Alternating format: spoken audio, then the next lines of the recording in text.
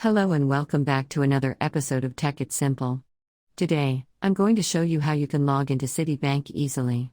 Keep watching the video till the end to learn how and subscribe to our channel by hitting the subscribe button.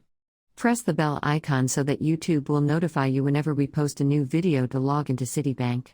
Go to your web browser and type in online.citi.com. This is the official website of Citibank.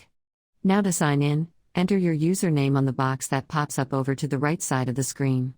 After you're done, enter your password. Make sure to enter in a password correct every time you log in.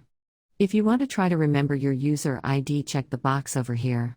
In case you forgot the user ID, you can always get access to it by clicking on Forgot User ID and follow the instructions to get back to your account. In case you forgot a password. Similarly, you can go to Forgot Password link and reset to a new password by following the instructions. After entering your credentials correct, click on the Sign On button, and just like that you'll be logged into Citibank in no time. I hope the tutorial was helpful to you. If it was, go ahead and give it a thumbs up. Comment down below in the comment box if you have a question or a feedback. All the back soon with more tutorial episodes. Again, thank you for watching.